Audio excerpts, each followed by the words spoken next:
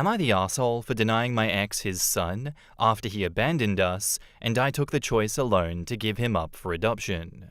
I, 32 female, had a baby boy when I was 16. Yes, I know how that sounds like, and no, we were not careful. Judge me all you want on that front. I've dealt with that for years. Mike, 33 male, was my boyfriend then, and when I found out about the pregnancy, he did a disappearing act with help from his family. Something something, future college star something. My parents were always blunt. What happened next was my choice. After a lot of thinking and deciding abortion just wasn't for me, and I respect that right, I'm not here to debate it, it just wasn't for me, I chose to give up the baby for adoption. My parents knew a super sweet couple that were looking to adopt. We met, and I just knew that they were the right people. This turned from a teenage mistake to an almost surrogacy. I started homeschool to finish my education and to have rest. The adoptive parents were with me for everything and even paid for most of the medical cost. The adoptive mother was a teacher, so she helped me with my schoolwork and to prepare for college. They were present for the birth, and I refused to hold the baby. Instead, his actual mother did. And it was just right. I've stayed in the baby's life in a distant position as a special aunt. Well, he's no longer a baby, and he knows who I am, but his mum is the same woman that raised him, and I continue to be his special aunt. The only change is now he knows who to call if he needs a kidney. His sense of humor is like mine, go figure. We talk maybe once in a blue moon, which in all honesty is the best. He's happy, and I don't regret giving him up to have a happy life. For my part, I married 6 years ago. My husband Aaron, 44 male, was divorced in good terms with Bella, 40 female. They have 2 children together, a boy that is 16 and a girl that is 19. Aaron made it clear since we began dating that his kids' approval was important and that Bella was a part of his life forever. Not as a spouse, but as a friend and mother to his children. I also told Bella and him about my teen pregnancy. Well, to begin with the kids, my stepdaughter and I get along well. She's obviously closer to her mother, but she still does girl days with me every so often. It's more like friends though. My stepson is incredibly close to me. He calls me his other mum and always asks me to be present for important events. We bonded when his childhood dog passed away, as my cat died about the same time. But Bella and I? We're best friends. I know people have complicated relationships with their partner's exes, but we always show respect to each other. I never tried to take her place. I know Aaron and her shared something special long before I was in the picture. That is their history, and I am a stepmom, not a mum. Her place in the kid's life is not up for competition. The reason for this background is that the whole mess with Mike started when I took my stepson to a medical appointment. It wasn't serious, though he did have to use anesthesia. Aaron and Bella both couldn't get the day off. They tried, but their jobs are on call, and they cannot easily take time off. So I went on my own to be my stepson's support. I didn't recognize Mike as one of the doctors. His real name, both first and last name, are incredibly common, and it had been years. Not to mention my priority was being my stepson's support, and everything else was secondary. After my stepson was done, he was a bit out of it as expected. I was setting him up in the car and making sure he was comfortable when Mike came over. He told me he had been thinking about me and our son for so long, and he was glad our boy was okay. It really took me a few minutes for my brain to click on what was going on, and he kept on rambling on about apologies and how he wasn't ready to be a father. Blah, blah, blah. Eventually, I just sigh and loudly said, "This is not the baby I was pregnant with. I gave him up for adoption after I gave birth. I am a stepmother." My loopy stepson chimed in with, "Other mum." I had to hold back a smirk, to be honest. Mike was stunned by that, and it gave me time to catch him up on the important details. I gave up the baby, he knows what happened and why I gave him up, I married a man with 2 children, I am happy, and I don't want him in my life. And no, I won't give him contact information for the adoptive family. He is 16 years too late. That was the end of it, and I got into my car to get my stepson home to rest. Since then, Mike found me on social media and has been painting this sob story about me denying him a chance to be a father, how I was a poor mother that threw away their child to raise someone else's children. I am basically the she-devil apparently. Most of our former classmates that saw the post reminded him that he left me. Some of his friends even pointed out that he laughed about leaving me pregnant. I didn't know that part. A few of his relatives have reached out to bash me about taking Mike's chance to be a father, that it made me a poor Christian. I'm not. I'm Jewish to begin with. A few friends did tell me that it was a bitch move to give the baby up without telling Mike. I don't personally think that I was in the wrong, but just in case, I decided to leave the judgment to the internet masses. So Reddit, am I the arsehole? In clearing things out, the adoptive parents and bio child have a phone number to contact Mike's parents if they want. I have no say if they do or do not. I just won't give Mike any information on them. In the comments, Tis a Wizard says, when he abandoned you and his son, he made the choice of not being a part of his or your life, and you don't need to tell him anything else. The decision of adoption was yours, and you did what you think was right, and that is normal.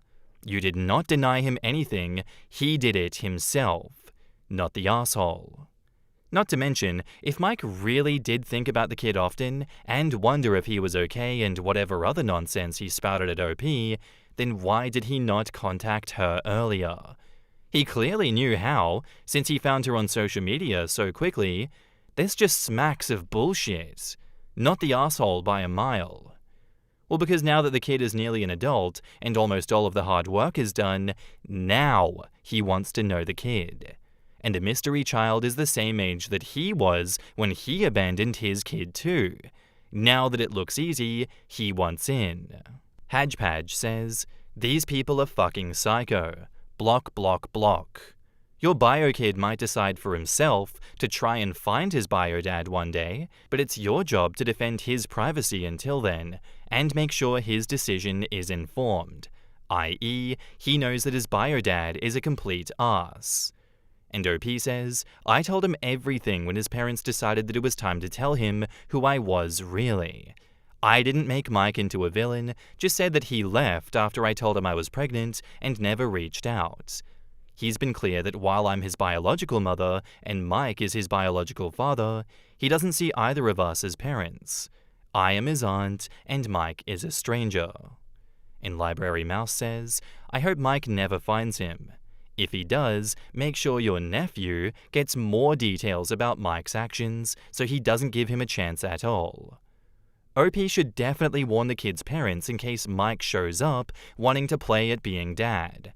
Finding someone isn't that hard these days, and if OP is in their lives, even minimally, that will make it easier. Protect the kid. Interesting that all these good Christians online haven't been in the kid's life for the last 16 years, right?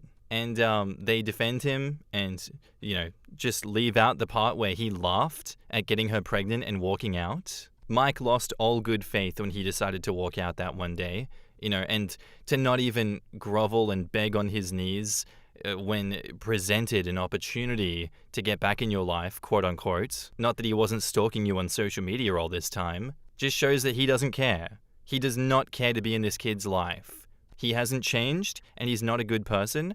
I would not give him any benefit of the doubt. I would not give him a chance. I would shut it down with the entire family. Do parental alienation all you want. Because as your biological kid has said, Mike is a stranger, and we need to treat him as such. He is not a good stranger. He is a dangerous stranger.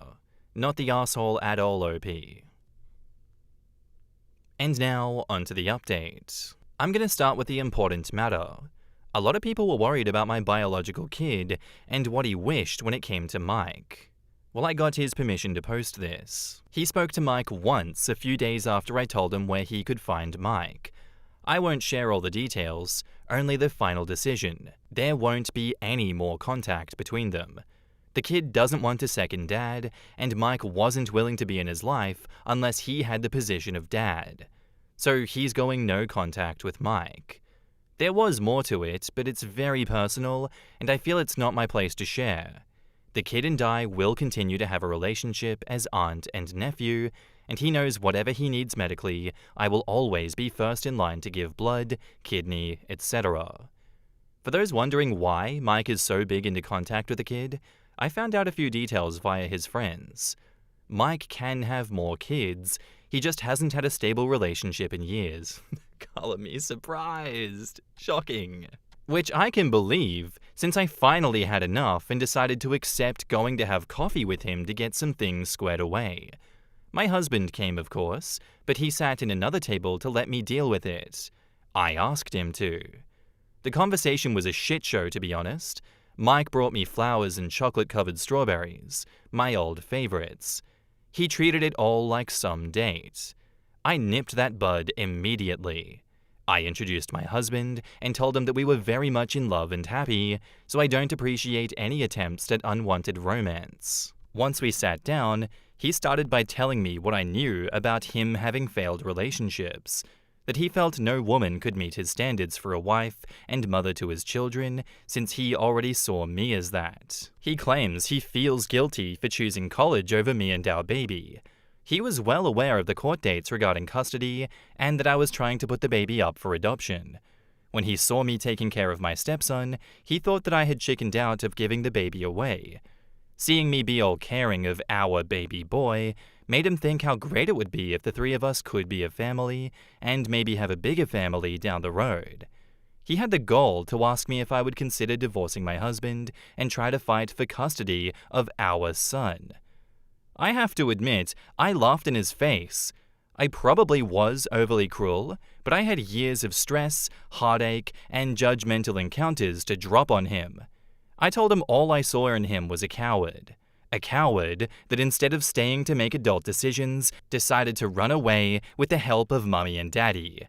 That any love that I had for him died the day that I had to push out a full human being, and instead of knowing that I had support from him, there was a big empty spot where the dad was supposed to be.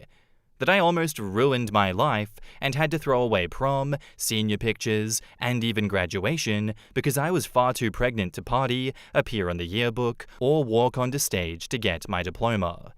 He got to party and enjoy life, while I had to fight tooth and nail for an inch of respect, yet we both had unprotected sex. The only difference is his dick wasn't big enough to pop a baby out or satisfy a woman to begin with. After I calmed down, I simply told him that I had a happy life with a human that loves me. Great stepkids that are the greatest gift, a best friend who lets me be a stepmom to her children, a nephew who I adore, and who, despite our history as biological mother and child, he still loves me as his special aunt rather than hate me. My family is perfect because he is not a part of it, and I have no intentions to live in his fantasy, and that I can't wait to get pregnant with my husband's child to add to that perfection. I also told him to leave the biological kid alone. He has made his choice, and it's up to him if he ever reaches out for Mike. And also let him know that I would be making a formal complaint to his hospital for his harassment. Good thing my husband took screenshots, because by the time we got home, Mike had deleted all the posts. A lot of his former friends did repost screenshots making fun of him. The silver lining in all of this is that I've reconnected with my high school classmates, and to be honest, they are great people. Seems that Mike is in a handful that stayed in his school hype mindset. It's been about 3 days, and no signs of Mike. My husband did get the biggest ego boost when he overheard me going off on Mike, and has been insufferable in a good way. So there's mostly good news. Hopefully one of these days we'll get even more good news, since we're actually excited at the idea of having a baby together. In the comments, Peach Educational says, regarding him asking you to divorce your husband and fight together for our son, outside of getting physical, there's practically no overreaction to that.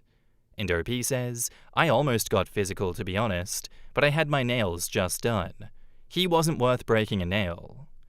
Very few things are worth breaking a nail, but hun, breaking one to hurt that bastard would have been one of those things.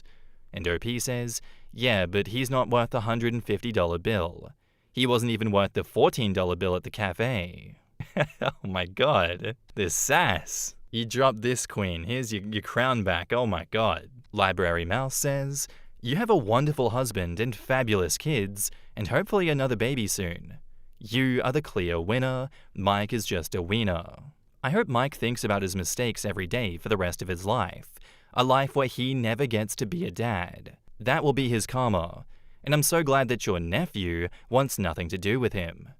I hope there is an update, even though you said there probably won't be. I'm sure many of us would love to hear more about your happiness and a new baby, as well as hear about how miserable Mike's life has gotten in the future, and reports of some consequences at work for his behavior. I'm staggered that some idiot who's bright enough to become a doctor has no clue about family law. Once a child is adopted out, there's really no reversing that under the law. I mean, I'm sure there's lawyers happy to take money for useless fights, but that's about the extent. Also, to walk up to a married woman and throw out, "Hey babe, it was so fun getting you pregnant and bailing on you and the child that I think you should ditch your husband and we should do it again." Like, what? Yeah, let me get right on it. Just wow. I'm glad he's in the rearview mirror now. Tale as old as time, huh? Men making women do all the work, then swooping in and making demands. Love that for them. She's so lucky that she met his standards for a wife and mother. Like, wow, he brought her all her favorite things from how long ago? What a gentleman. You know, for that reason alone, she should divorce him, because that is the normal, level-headed thing to do. I would be Googling the medical license board in your state, OP, and filing a report about him. He shouldn't be approaching a patient and the parents with information he got that was sensitive. That sounds like a big no-no. Plus, I'm sure they'd love to hear about the harassment online. This to me seems like a major slam dunk, major violation, serious lack of judgment, committing slander and libel online. And he definitely knows better. You need to come back with an update and drag his ass. HIPAA would love to hear about what he's been up to. Thank you for the update on this one, OP. That was amazing. I love that. Keep being amazing and all the best for the future. Our next post is by user Phoenician Merchant, titled, "Would I be the asshole here if I only spoke German to my husband, despite him requesting that I don't? I, female 31, recently signed up to sit an advanced German exam with the full support and encouragement of my husband, male 30. We live in Germany, where I work in an English-speaking environment, so to get extra practice in, I told him that after X date, we would switch to German, which he is fluent in. He grew up here. We've managed 2 days so far, where even if he accidentally said something in English, I answer in German. But last night he told me he needed a break from me speaking German. I refused and said that it's only for 10 weeks until my exam, and then I'll go back to English. He says I don't sound like his wife when I speak German. I asked if it was because my mistakes were jarring or my vocab was causing issues. He said it just didn't feel like he was speaking to his wife. I think it's vital that I stick to my plan to get my speaking practice in. He seemed a bit sad after I said no. Would I be the arsehole here if I carry on auf Deutsch?" In the comments, Lady Taruki says, "Fun fact, it's been proven that our personality changes, or more accurately, slightly shifts, when we speak in a different language. Because language frames how we perceive the world and others, and how we relate our experiences to our interlocutors. It has a big influence when it comes to relationships. So I absolutely understand what your husband means by he doesn't feel like he's speaking to his wife. However, despite the uncomfortable experience of it, I do believe that you being able to succeed at your exam, with what I imagine the future of your life in Germany with him hanging in the balance, with what it implies for your everyday life, your professional future, potentially your immigration paperwork, is more important than this temporary issue. It is, in fact, only for 10 weeks. To me, you're not the asshole, but I recommend inviting German-speaking friends and family over, going to the movies, or any activity that works for you along those lines, so maybe he gets some time off from being your immersion tutor every day of the week." I totally agree. Sometimes I want to tell people, do you know how smart I sound in my language? Like Gloria from Modern Family said. I have a friend who always tells me, I'm so funny in Macedonian, but it's too bad you don't understand it. It never fails to make me laugh. Dryad Ewanth says, "You're the asshole. He's your husband, not your teacher, and he made a plea for just a break. Practice on someone else from time to time. Let him have a little bit of English from you at least once a day. Maybe set a plan where you speak English at breakfast, for example, so you have a block of time where he knows what to expect and when not to expect it. Exactly this. You're the asshole, and the fact that he literally asked for a break and you just refused is crazy wild.